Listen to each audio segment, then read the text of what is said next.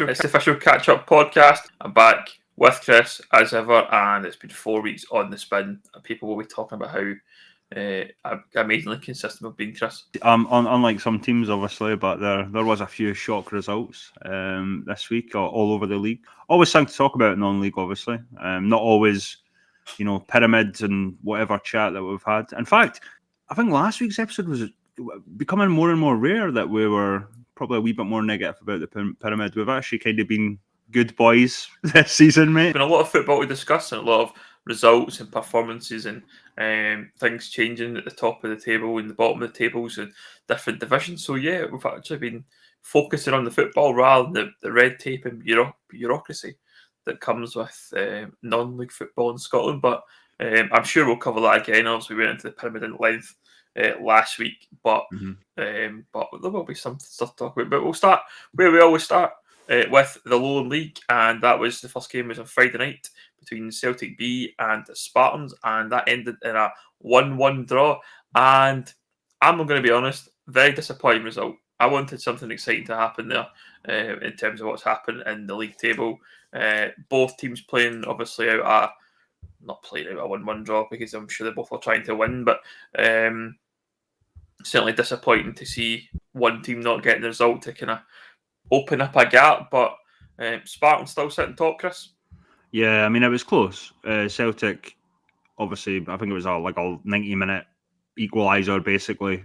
So you think that Spartans will be absolutely gutted that they didn't hold on there. Like 91st minute, it was Cummins that scored for Celtic to get the draw. I mean, it keeps Celtic B in it. I see a lot of comments like, oh, now it's up to Rangers B, now it's up to Celtic B. But I think you need to remember that Spartans are still top of the league, you know what I mean? So it's still in their hands. Yeah, I mean, at the end of the day, it could have been worse. It could have been no points at all. They could have lost that game. But yeah, they'll be glad not to get the 3 points. They're so late in the game, but we've seen it before. Obviously, with B teams, Celtic B, Rangers B, where it looks like they might, coming back from losing positions, you might not think it's going to happen, and they do seem to come back a fair bit when they are in losing positions, and it's probably because of the fitness of the players. The young guys that can come in off the bench, and we've seen it in that game. And yeah, I think Spartans will be gutted, but again, I don't think they're going to be too down on themselves because I mean they're still top of the league, they're still chasing a title. It's an interesting result, but yeah, I did think if Spartans won that, it would have been a massive boost for their title aspirations. Yeah, I think the thing about Spartans will be that Spartans have the extra point on the board. The games are level now. We've got 4 games left to play, roughly in the league, I think. And for the teams that are at the top there, they've got that point on the board. The teams haven't played the same amount of games. It makes it that bit interesting. Now, we talked a lot about games in hand and things like that previously. The teams at the top are now level. When you look at the fixtures, I think Spartans probably have the favourable fixtures, I would say. With what's coming up, Rangers B probably got the toughest of the games coming up. They've still got Celtic B to play, still in uni, and well, East Stirlingshire, but they could be anything on their day. Celtic B, a team that they still obviously have Rangers B. Celtic B still have Dalbeattie, Cali Braves, and East Stirlingshire as well. So they've got a decent run in. Rangers B probably got the toughest of the run-ins, we would say there. But there's no reason why Spartans can't do it now. But I think it'll be down to that. That Rangers B, Celtic B Old Firm game will be, I think, the decider for me with which one of them goes on and wins that game, because they'll get that cushion over the other one who has a chance to win the league. Obviously, they'll get a gap, unless it's a draw, obviously, which is boring for all of us to see. Nobody wants draws. We should just ban draws and get extra bonus points for penalty shootouts or something like that. Nah, that's like ice hockey. People go mental if I start saying mad stuff like that. But anyway, I'm waffling rubbish here this morning, so yeah, it'll be interesting to see. I think we're obviously fully invested in the title running now at this point, but I guess we could jump on to the next game straight away. Talking about being invested in the title running. What about the relegation battle, Chris? Cumbernauld Colts 1, Edinburgh Unit 3. For me, an absolute shocker of a result. I didn't expect Edinburgh Unit to be capable of getting anything this season. but they've turned up away from home at Broadwood and got a result, which could potentially be crucial for me for come the end of the season.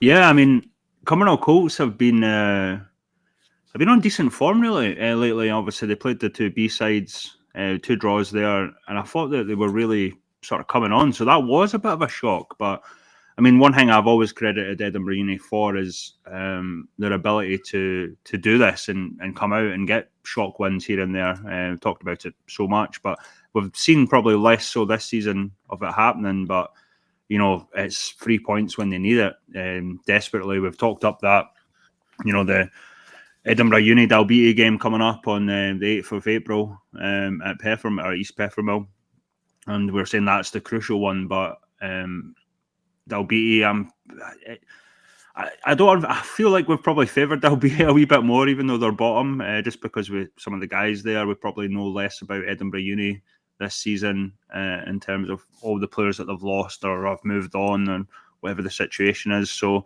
I don't mean to show favouritism. I'd still feel that Dalbeattie, you know, they're not out of it. I mean, they've got 3 games in hand. They are 4 points adrift. But if you're talking maybe a draw and a win at East Peffermill on the 8th, I mean, the goal differences there's not really much in terms of the goal difference. So it's still a massive game. Whether Edinburgh Uni or Dalbeattie can go on and get another 3 points here and there, regardless of that game, I'm not 100% sure. But I definitely put it down to that game. Whether that's right or wrong, I don't know. But just looking at how the seasons went, I mean, 3 points for either of these sides has been very, very rare. So I'm not expecting either to go on a massive winning run or anything like that towards the end of the season. Hence, the importance of this game coming up at East Peffermill is why we've basically said that. It does feel like it is the relegation decider or the 6-pointer, as I said loads. Yeah, I think that game is going to be crucial. It all becomes, though, I think, a lot harder now for Dalbeattie because Edinburgh did get that result yesterday. That becomes, although a game obviously can get the gap back to level if Dalbeattie get the result. But I mean, Edinburgh Uni probably looking at that game now and going, "If we play this game out for a draw, then we could potentially be safe." Whereas before, they were probably looking at it, if we draw this and Dalbeattie gets some results elsewhere, then they're back in it. But I think you look at the run-in for Dalbeattie, Bo'ness, Cowdenbeath, Celtic, Gallifreydine and Cumbernauld Colts. You're probably looking at that Cowdenbeath game going, that's the game you probably think you can get a result in. If you can. I mean, that's the one you'll be looking at. I think the other games probably come a bit tougher than that one, in my opinion. And then obviously the big game at Peffermill as well is going to be important. But in comparison, Edinburgh Uni have East Kilbride, obviously Dalbeattie, Broomhill and Gretna. Equally tough matches. Both Broomhill and Gretna can be anything.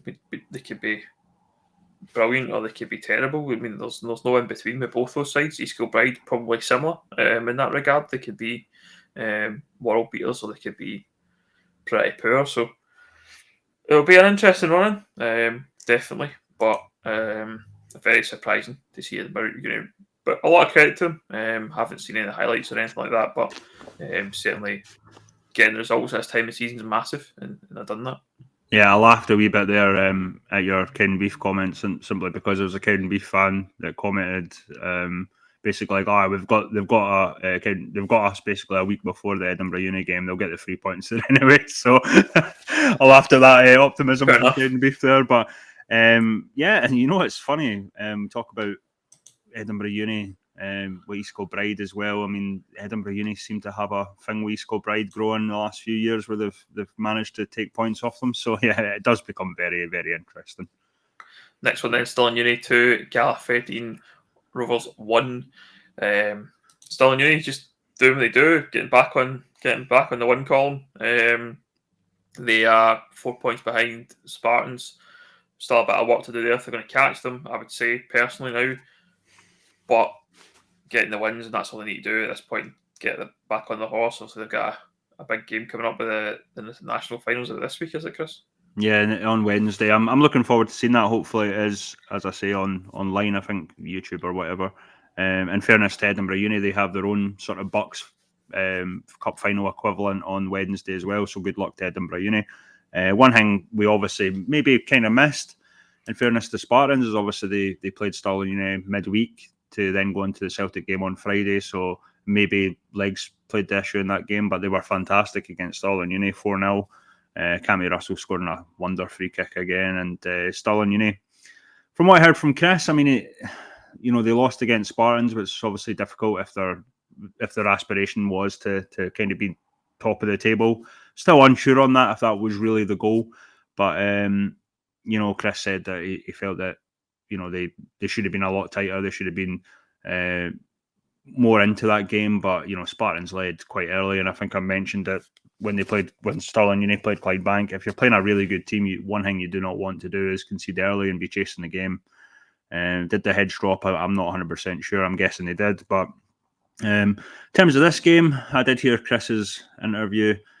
Apparently, he's not been happy with the standards slipping lately, and he was having to be a guy that we don't really associate himself with shouting and swearing and stuff like that. But he was talking about the standards dropping, and I think that's what's seen them through in that game against Gala. I've not seen the goals, but apparently a few of them all three were quite fortunate. But yeah, they'll take that and move on back to winning ways. Again, you don't want to be in a position where you lose a game and then start dropping points in your next 2, 3, 4 games. Obviously, we're still in junior in the league.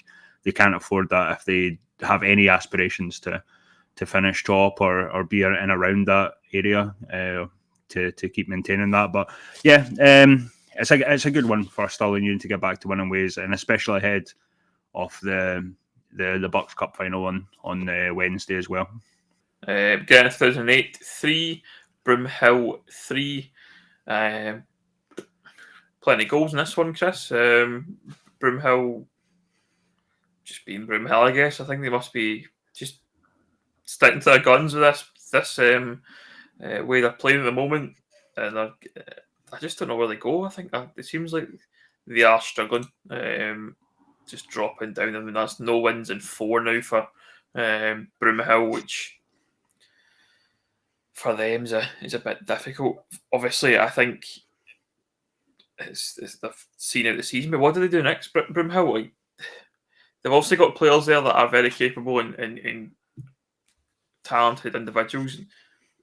Are some of these guys going to move in? Because maybe it's the Broomhill bubble burst. I don't know. I might have been too dramatic there.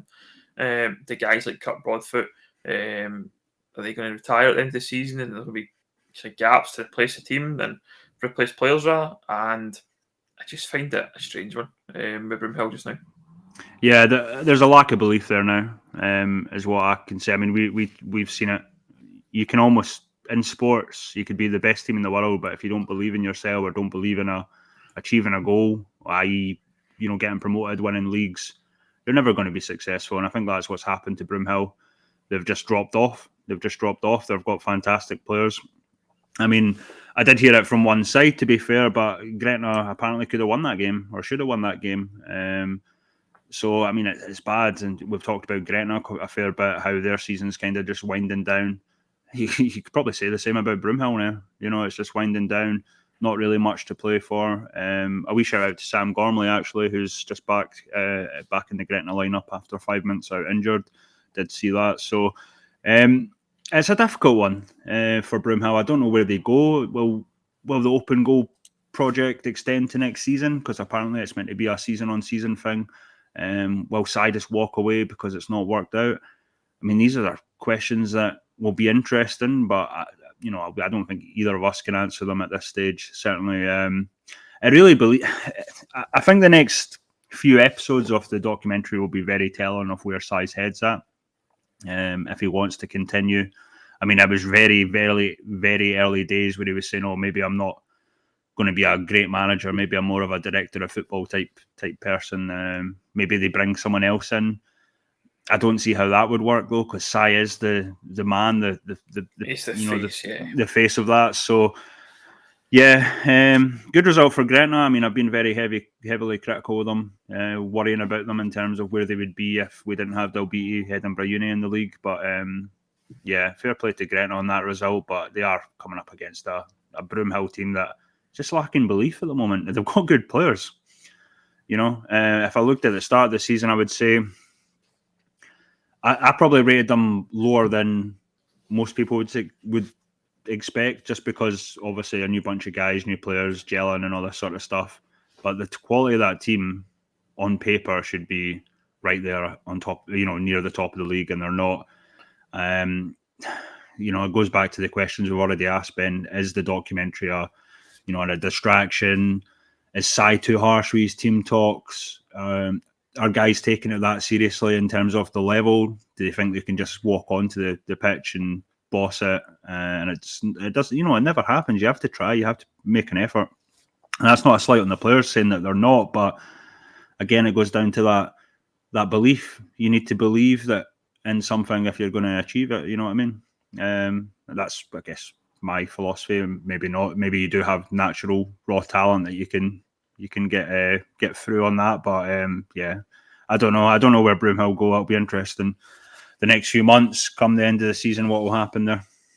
Yeah, I think your point about the documentary and the open goal and the whole thing. I personally have always thought that around it being a bit of a sideshow, a bit of a distraction at times. It's probably good when it's good, and then it's a lot worse when it's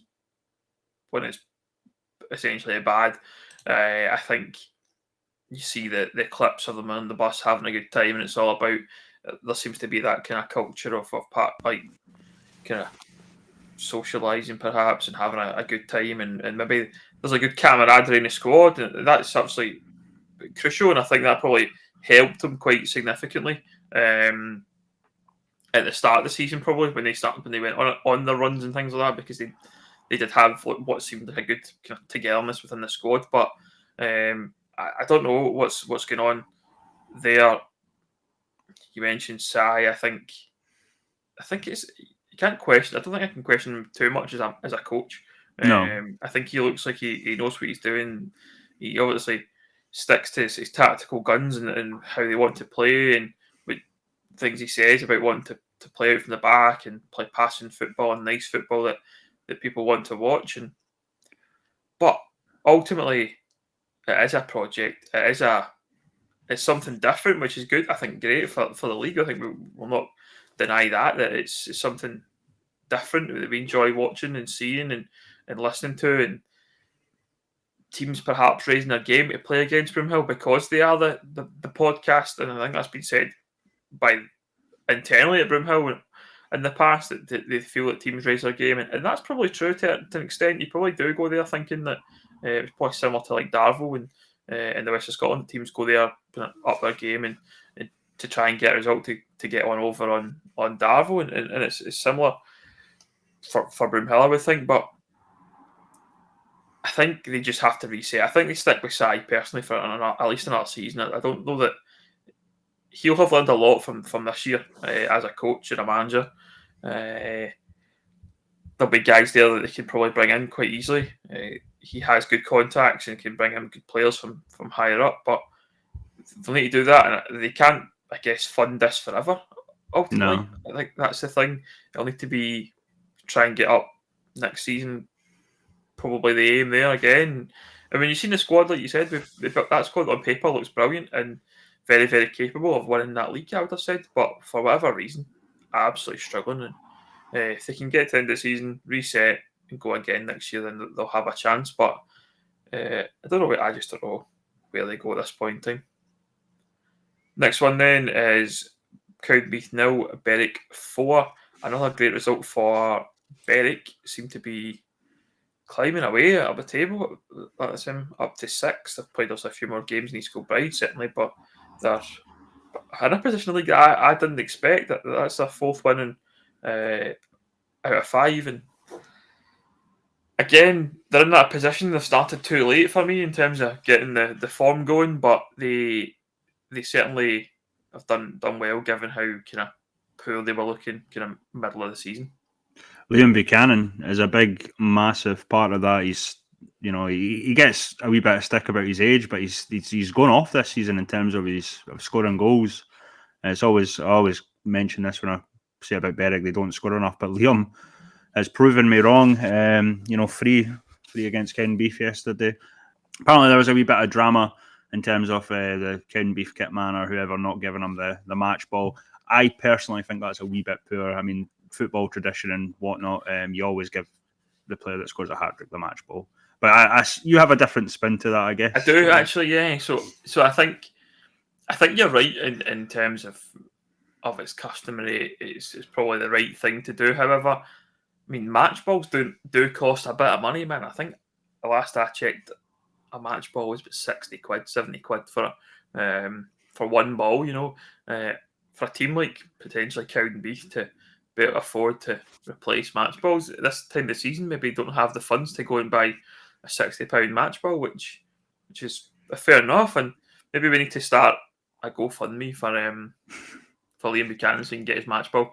If he wants to flash some donations into the podcast, we'll get the money to Cowdenbeath and make sure he gets his match ball. But I'll go and collect it at Central Park and send it to him. I think it's a hard one for me. Ultimately, it's a difficult position. I can see I can see both sides of it personally. I'm not aware of any malice perhaps intended by the kit man or anything like that within Cowdenbeath. I guess he probably was thinking like similar to what I've just said around the cost, etc. It isn't cheap, so it's an unfortunate one. There's always a bit of needle. Some people might not know this, but there is a bit of needle between Cowdenbeath and Berwick Rangers that stems from the days that they were both, obviously in the SPFL. And I don't actually know the entire surrounding or backstory of it, but certainly there is. It does seem like there's an animosity between the two sides. I had heard stories about how Berwick fans were a wee bit rowdy yesterday, possibly damaging the stands and whatnot. I don't know about that. I mean, that's coming from a Cowdenbeath fan. I've not really seen much said about it otherwise. In fairness, in terms of the match ball, a well-known Berwick fan, a guy known, he's Doug, but funky photo on Twitter, offered Cowdenbeath to pay for the match ball and send it to Liam. But I don't know. It could have came across as personal, getting the match ball because obviously Berwick Rangers are our rivals or whatever it was. But yeah, I just think it's poor in terms of the money. You're right; it does cost a fair bit for these balls, but I don't know so much about that. If a club can't afford a 60 quid match ball, what happens when balls get kicked over the park and all this sort of stuff. I mean, yeah, surely they can afford 60 quid or reimburse it from Berwick Rangers or whatever you have to do. But I don't know. I still think it's a poor thing. We've talked about Cowdenbeath in terms of defensively. They've kind of not been great the last couple of games, conceding a fair bit of goals as well. But Berwick Rangers, they lost recently, but it seemed like they're towards the top end of the league. And you're right. I think when I looked at the league table, I couldn't believe how far they rose, and they're still rising. Done a largs. Yeah, basically done a largs. Both playing kind of amber and gold or whatever you want to call it. So amber and black or gold and black. I don't know. That's what people use different colours. Answers in a postcard there. What colours the Berwick and Largs playing, folks? Let us know. Next game then, East Kilbride 2, Civil Service Strollers 1. Back to winning ways for East Kilbride. They'll obviously have been given the news that they'll make it through to the quarterfinals of the South Challenge Cup because they have ultimately fielded an ineligible player, like we mentioned last week. Yeah. And back to winning ways in the league for East Kilbride, 2-1 versus Civil.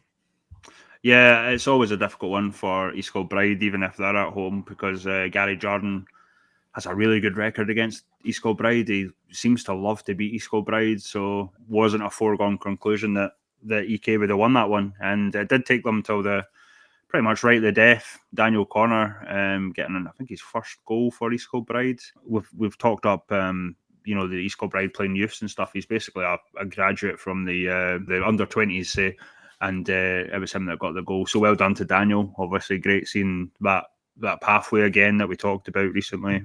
Yeah, it'll be a tough one for Civil. I mean, they're still trying to push, as I said, to sort of top top six, if you will. But a really good result for East Kilbride. Other than that, I think we've said it before. I think they're out of contention of the league title. Don't really see them doing much. It's pretty much similar to Broomhill, two decent teams, but there's not really much to play for other than that South Challenge Cup, I would say. Maybe the Lowland League Cup that they won last year as well, I guess. That'll be coming up soon. So, yeah, I'm not really too much to say on East Kilbride, apart from decent win against a decent stroller side. The final game then, Troon Juniors 1, Bowness United 1 in the 5 o'clock kickoff. I believe there was a Scottish Groundhopper weekend and this game was on at 5 o'clock on Saturday night, which I think is a great idea. Personally, I think we've not seen it in the west of Scotland, and I'd quite like to get involved in that at some point. If there's any Groundhopper folk or anybody involved in that, get in touch with myself, because I'd be keen to try and organise something for next season, certainly. But yeah, I kind of fizzled out draw, I think, by sounds of it, Chris. Not a lot to report on. Yeah, there wasn't really much available that I saw online. I've not read any. The Bowness usually do a really good match report. Unfortunately, I never read it beforehand. I don't know if actually it's out yet, but it's a tough game. I'm not gonna rule out Troon just yet, but I think that draw does signal that they're probably going to need an absolute miracle to get back into the fight of the title race. I did notice that Chris Renton, who's not really played a lot this season's, moved on loan to Musselburgh. I think he's had injury issues and whatnot. The only thing there, like you mentioned, the only positive I guess for either side was the ground top, as you mentioned. It's something that's been going on for years. It used to be predominantly east of Scotland, and then obviously some of the east of Scotland sides, like predominantly like Bonnyrigg, Bowness, Troon came into the Lowland, so it became a sort of Lowland east of Scotland thing. Fantastic for all involved. I don't think I've been involved in it the last couple of years, but certainly before that, it's always a great occasion. Just one ground after the other. Friday football, Saturday football, even Sunday football coming up, obviously. So I think Pennycook are playing today, so it's great. And I'm actually surprised there isn't an equivalent in the West. It does surprise me, Ben. Maybe it's something to have a look at, I guess. No, I definitely think something that I would want to get involved with. Like I said, I think it would make a lot of sense. There's a lot of grounds close by as well. From our perspective, that you could probably have like a game Friday, 3 games on Saturday, and maybe even a couple on Sunday. I mean, they could get a right good game if you pick the right weekend, where there's maybe not so much Sunday football and perhaps on TV or involving the old firm.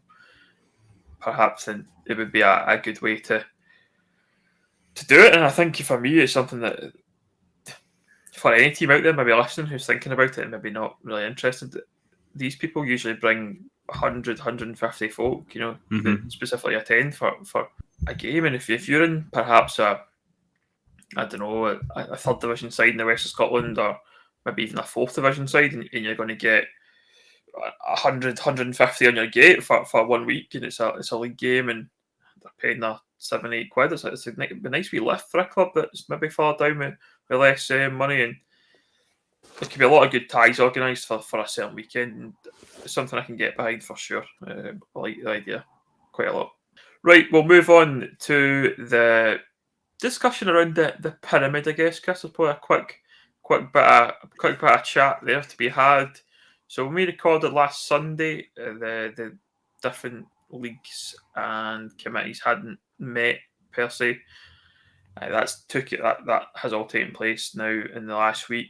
As I understand it, the West of Scotland were going back to the Pyramid Working Group on Friday with an alternative proposal that would potentially be looked at. But I don't know about the other teams. There was, as we understand it, an indicative vote took place within the Lowland League around Colt teams or B teams playing again.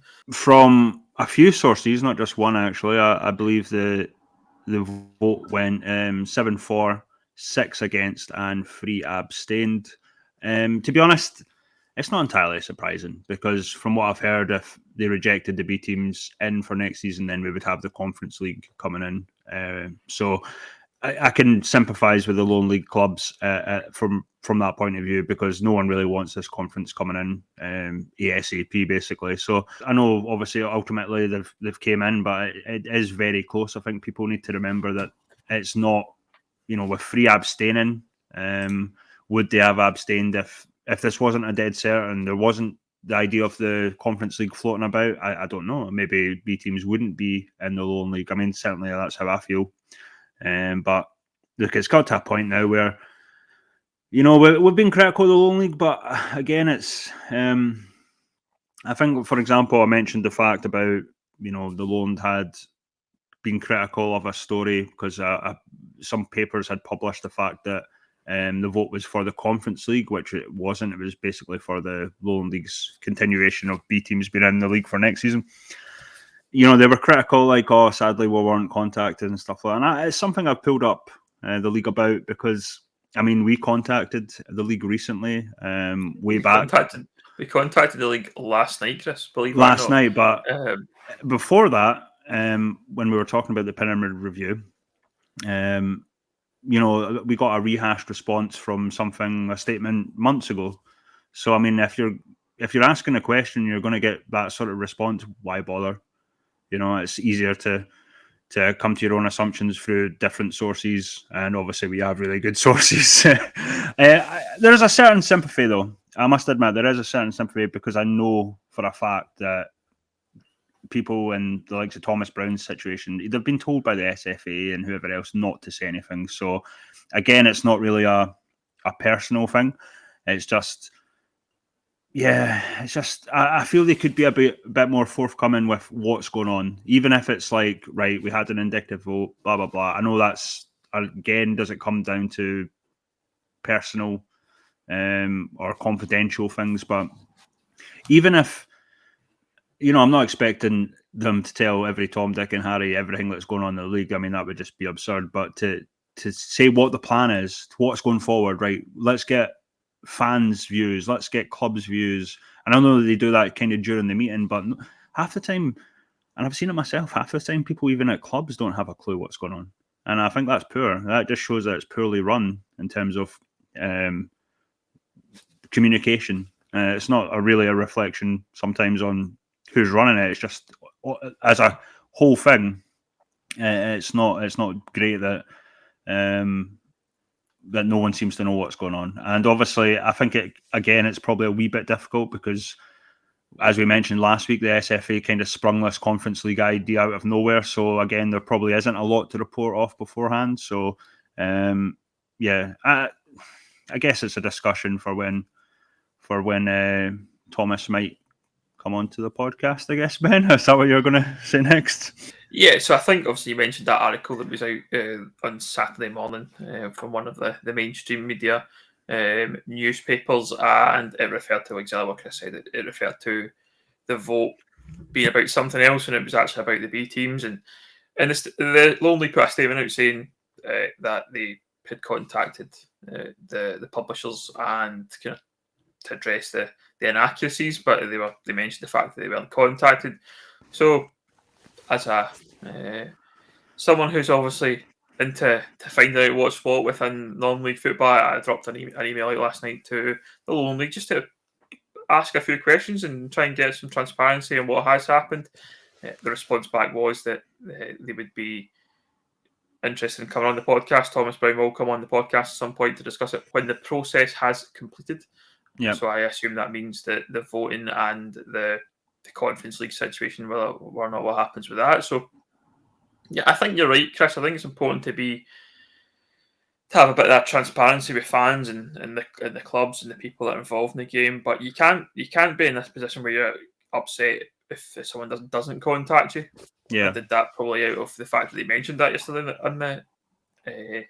in the statement. But there probably isn't a lot to report, as you say, at the moment. There's probably still kind of waiting to see what happens with different things. They obviously won't have a massive say on what happens. I think we've took a bit of criticism for saying that. To get that right, I think we believe they'll have a say in the promotion relegation into the Conference League, but beyond that, they don't really have a say whether or not the Conference League will actually take place or not. It'll be about the promotion relegation. It won't be about whether or not that will happen. So I forgot all about that at the start of the week. We've had a good week on Pie and Bovril. Thanks to all of our listeners and viewers from Pie and Bovril. Just to end on a sort of positive note, fair play to Thomas. I think he's been on the podcast. Well, next time might be his third or fourth time. So, again, it's not always, we're not, sometimes I feel like certain people take things personally, but we're always happy to have Thomas on, or Chris Ewan, or whoever it would be. They've always been forthcoming. It's just, I guess there's a disconnect of the way I see it is how the club sees it, how the league sees itself, and how other people see it. I don't think it's too aware of, or maybe it's all too aware of how people see it. But just because you're going to get negative comments doesn't mean you don't post, and you don't want to post entirely, because there's just no point in having a media team or doing anything if that's the case. Comments off if you really want to, like if that's if you want to. People will still comment on it on their own social media platforms, but if you don't want people to reply and all that, then you can do that. But just tell us bits. We don't need to have the full minute of the meeting, for example, published. A nice quick summary would be useful. But enough about the bureaucracy of the Lowland League just now. We'll move on to the East Scotland League. There were 3 games involving 6 clubs, as it would be, obviously. A few games postponed. It was Haddington 1, Dundonald Bluebell 3, Oakley United 1, Hillabeath Hawthorns 4, and Musselburgh 0, Broxburn Athletic 4. And of course, there was a game on Friday night, Tynecastle 2, Socky Juniors 3. We'll start there, Chris. Socky Juniors up to second in the league now. They getting that 3-2 result. They're, I think, 7 points behind. Linlithgow Rose. It's probably a gap that's still too close, too much to chase down now for me, given how well Linlithgow Rose are playing. They've got a game in hand, but certainly the gap is closing.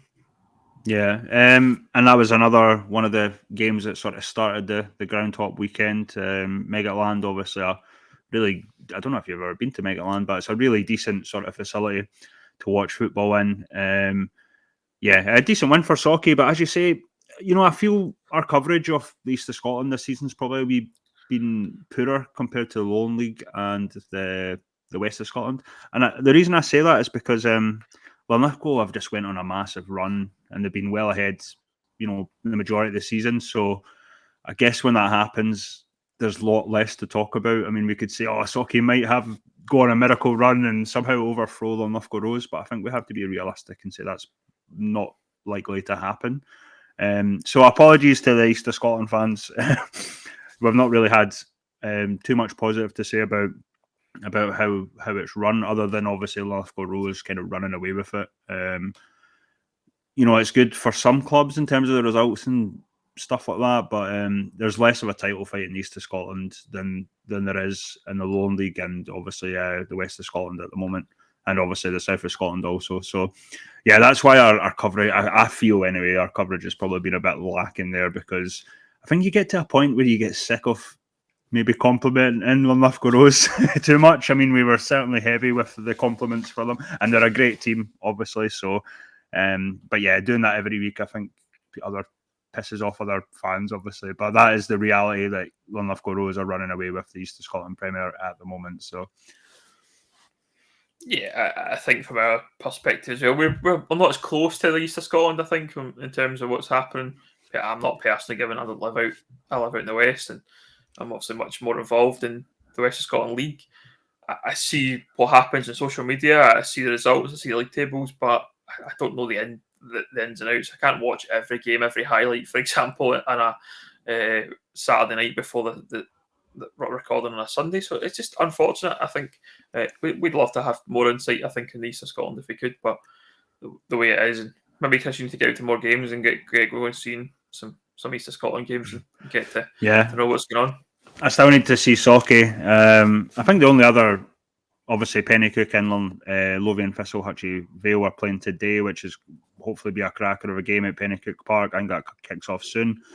Probably one of the games kind of ending the ground hop weekend. I think the only other kind of shock result, and we've been really harsh on them lately is obviously Broxburn beating Musselburgh Athletic 4-0 away from home. I mean, that's a stunning result.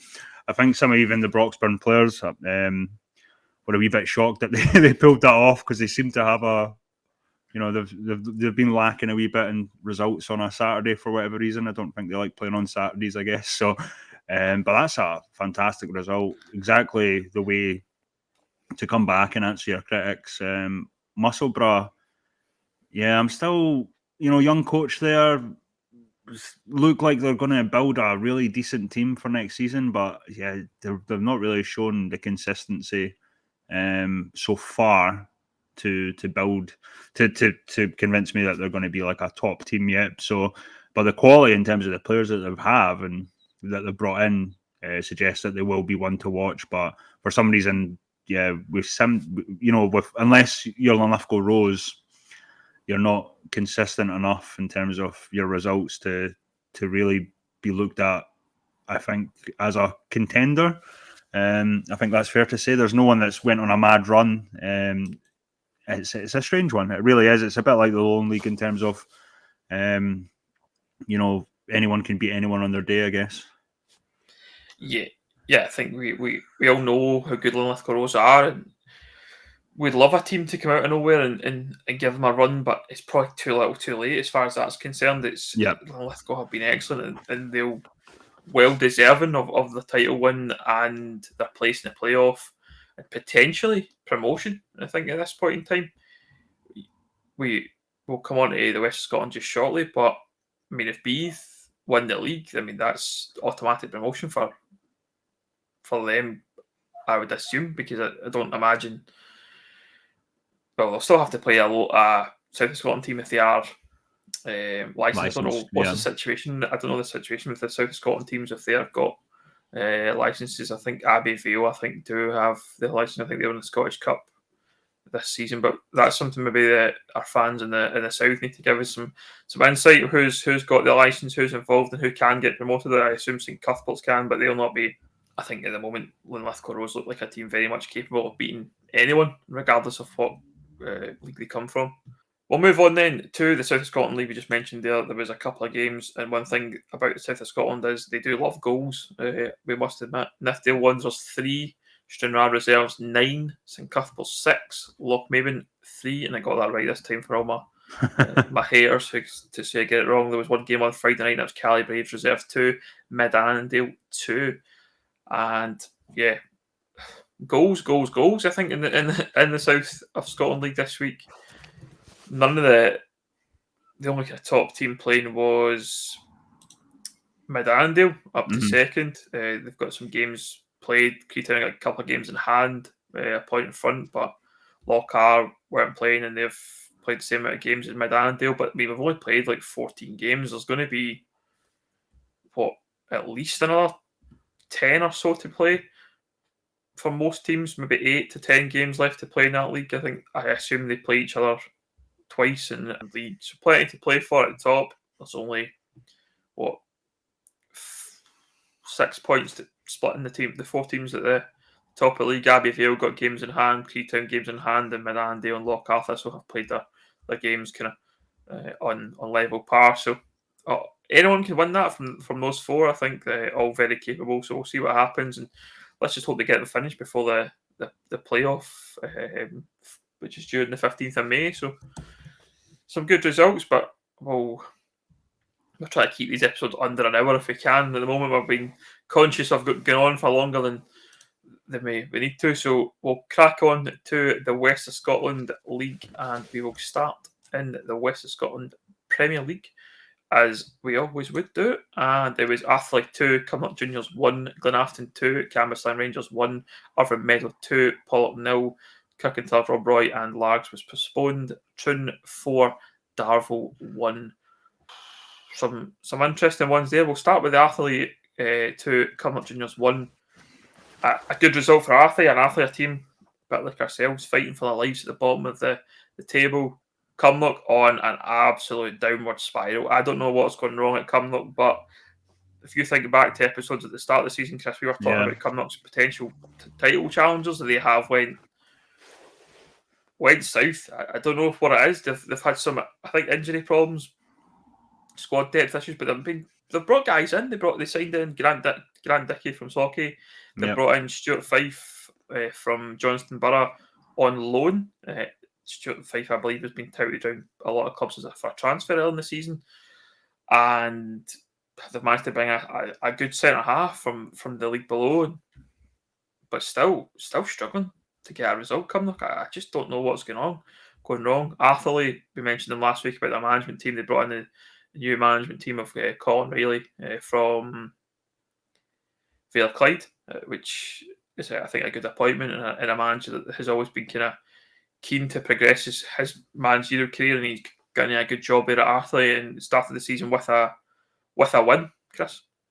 Yeah, I mean, it's a fantastic result against, like you said, I mean, I don't know what's, again, you can kind of look at some teams and say, right, what's caused the downfall? It might have been injuries, it might have been that. I guess it's that whole expectations reality thing. You maybe expect them to do a wee bit better and they don't. I can't really put my finger on it either, Ben, in terms of what's went wrong there or what's going wrong there, I should say. But a fantastic result for Arthurley, considering we maybe thought the same about them in terms of, them perhaps be fighting for their lives in relegation. They're obviously not out of it yet. Again, it's two teams that we've really probably had a positive spin at the start of the season, and then suddenly it's looking negative. So I don't know. I don't know about that. What's going on at Cumnock or Arthurley? I think you do get a boost, or players certainly get a boost if a new manager comes in and maybe has some good ideas. Or again, it could just be the fact that players are wanting to show them what he can do, so they're picked in the starting lineup every week. So I do believe most clubs get a boost if a new manager comes on board. So it could just be that. I'm not going to say it's going to be an absolute turnaround just based on one result, because I think that's a wee bit dangerous for ourselves, I guess. But no, that was a really good win, albeit over a struggling Cumnock side at this moment in time. Yeah, as I said, I just don't know what's going on with Cumnock. I just can't understand it. They'll probably be fortunate they did have a good spell at the start of the season, or they would be right in amongst this relegation battle. I think they've probably done enough at this point to stay up. But if the form continues, then they're going to be much closer at the bottom than they are certainly top. And they're a team that, when I seen them at the start of the season, they were excellent. They were getting results. They beat Darvel picking up the second game of the season, or first game of the season, I think it was.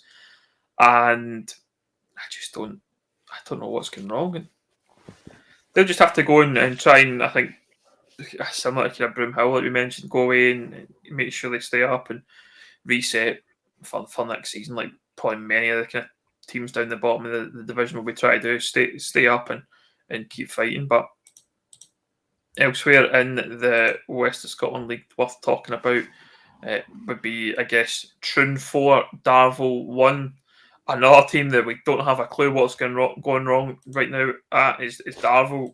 That is a result no one expected. 4-1 for Troon. They've turned a corner since we were talking about them as potential relegation candidates a couple of months back, and they're up to 7th in the table. But Darvel, I mean, we'll get criticised regardless of what we say here, because we were also heavy on Darvel at the start of the season, but are Darvel out of it? Is that too dramatic to say? I don't know. I looked at the table, I looked at it and was thinking, Beaver really extending that gap, aren't they? And then you've not to forget about Auchinleck with so many games in hand. I would hesitate to say they're out of it, but then again, they're not winning, are they? You know what I mean? It's been a struggle for them ever since that. They've came out of the Scottish Cup, and I don't know. I don't know what's happening with Darvel. Obviously, Mick. I wouldn't say I speak to Mick regularly, but it's not always about Darvel when we're talking about. It's about other stuff. Obviously, he's heavily critical of the Lowland League and the Pyramid and stuff like that. Mick's a good guy, but I don't know what's going on in terms of Darvel at the moment. I mean, you look at their team and you think they should be running away with the league, and they aren't. and they get beat 4-1 off of Troon, and albeit, in fairness, Troon, you talked about the Benji bump, obviously. We called them out for being, not really having much to play for and maybe not doing too much. They went on a fantastic run. And to beat a team like Darvel, I mean, I don't even know where Troon will end up come the end of the season, but that's... I don't know how long the run lasts, and I would say the same with Darvel. I don't know how long this wee blip lasts, because I think it's just a blip. Darvel are too good to be beaten or drop points every week, but the issue is Auchinleck are coming into form. Beef are certainly on form. They'll not want to give up the top of the league. I don't know, Ben. What Auchinleck is the fact that we're in kind of mid to end of March, and they've got so many games to play. That'll come into play for Auchinleck. I don't expect them to be winning every game if they're playing 3 games a week or whatever it will be come the end of the season. Beef, a few more injuries there. Josh Fowler getting injured, someone like that. It would be tough to replace these players. Whereas Darvel do have the depth, albeit I don't know what the hell is going on in terms of the results. That's why I would never rule Darvel out, because other clubs have other factors which could really deter them. Whereas Darvel, as we mentioned, have much more depth. And I just don't know what's going on. I don't know what's going on in terms of results. All I will say is massive, massive props to Troon for the run that they're on. I know there was a few guys that were getting a bit of stick from fans here and there. And us as well. I mean, I think it's always jokingly when we're talking about maybe Dean and Sam Jameson and stuff like that. But they've been great, and full credit to them, Troon. And it's a bit weird that I think it's happened a fair bit, Ben, where we've talked about something. For example, we mentioned the Drum Chapel media maybe not being as great, and then all of a sudden the last few weeks have been absolutely brilliant in terms of what they're doing. So I don't know, Benji bump certainly does exist, I think. Yeah, we maybe need to start taking some payments for people who want to get talked about in this podcast to see if we can turn around their season. I don't know, are people playing the podcast in their dressing room on a Saturday morning and being like, look at these 2 chumps talking about us saying we're pish, and then we end up doing the team talk for them. I don't know, maybe. I mean, it's possible, but yeah, fair play to Troon. They've got some good players, and they always knew they had good individuals, but they seem to, I think, lack in that kind of team ability. And I don't know what's changed, because I mean, still Jimmy Kirkwood and Dean Keenan involved at the management level. They did bring in Davy Syme defensively for a month there, who's been back to Darvel already, and he played for Darvel yesterday against Troon after being out there on loan.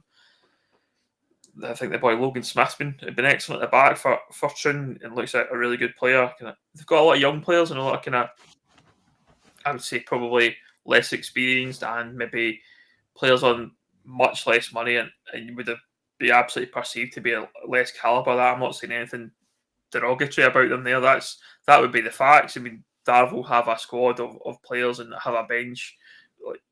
Every single player on the Darvel bench yesterday would have walked into that Troon first team. Absolutely no doubt about it. And but it's a brilliant result. Absolutely fantastic result. That 4 goals against a Darvel side is phenomenal for any team, and well done to Troon.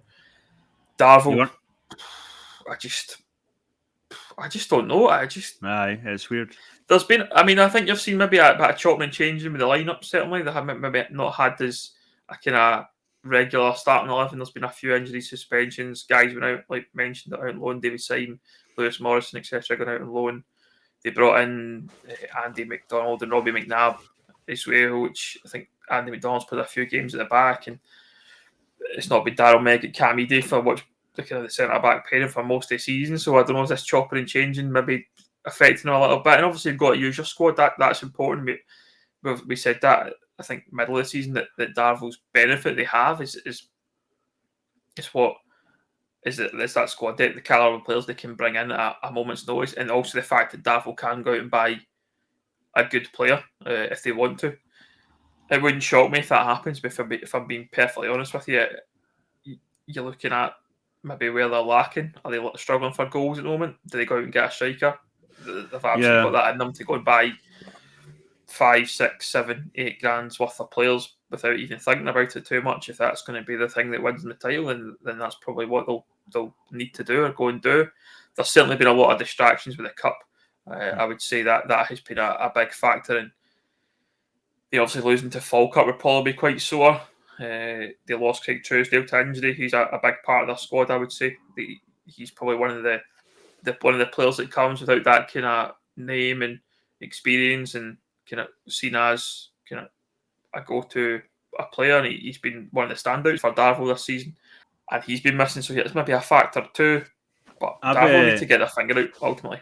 Yeah, I mean, I'll openly admit I never understood bringing in Robbie McNabb, and nothing against Robbie McNabb. He's a brilliant player. I used to saw him. He's obviously been at previously BSC Glasgow, and he was Kelty. I saw a lot of him, but he's not my type of player, and I'll tell you why. For what I think Darvel needs is more sort of creative sort of player, and Robbie's certainly more of a defensive sort of mid, even a defender at some points as well. So I just don't understand why bring him in when you probably need to score more goals. I know you were saying obviously Darvel have an issue with conceding goals, but to me Robbie's not the answer for that. Be a bit critical of Mick maybe there, but yeah, Robbie's I would say he's probably a player that East Kilbride need, actually, to be honest with you. To me, he's always been a sort of DM, sort of enforcer, guy that protects the back four. I know he does play sort of defender sometimes as well, but yeah, I don't really see what benefit that transfer has to Darvel, with all due respect to Robbie, who's a really good player. But yeah, he's not my type of player that I would think that Darvel would go for, if that makes sense. With all due respect to Robbie, as I say, and Mick, obviously, I'm kind of slating him for maybe bringing him in, but I would think they would need someone more creative, maybe like I don't know. I was going to say I was going to say Jamie Glasgow there, but he's already at Darvel. Jamie Glasgow started yesterday, I think, for the first time in a while, from memory. But yeah, certainly.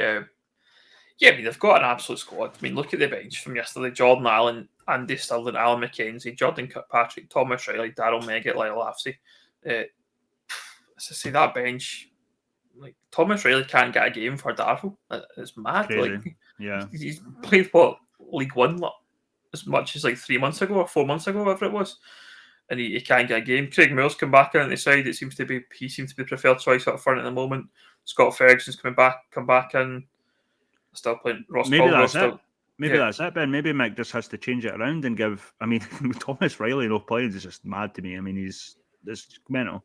But I don't know. I don't know too much of. Obviously I've seen Darvel play, but they don't. The tactical approach is not as easy to work out, in my opinion, because it does change quite a lot.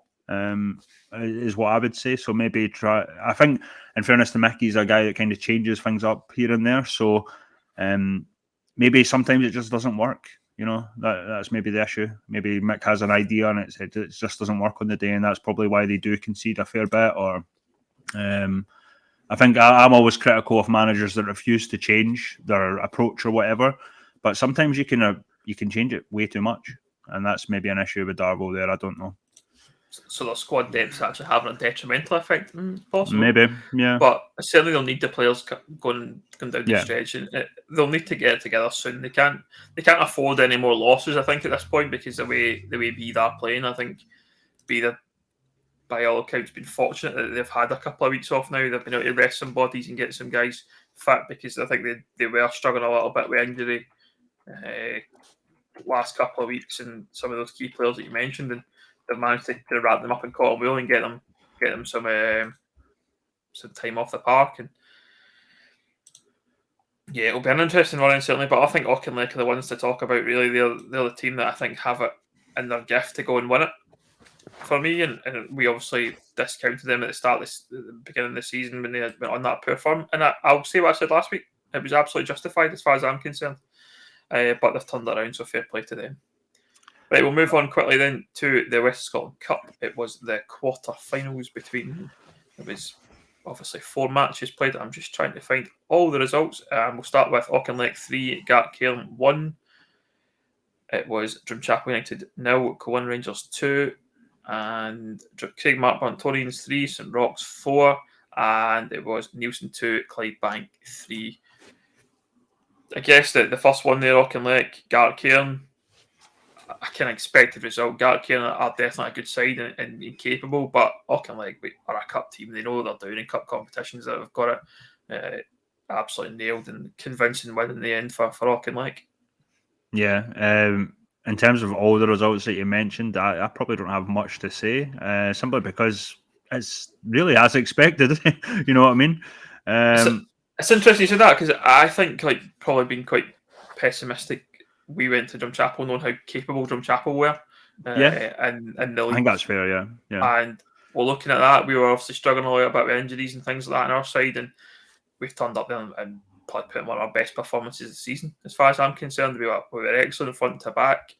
We've scored some nice goals. Thomas Collins has scored an absolute peach for a free kick from about 25 yards, 30 yards.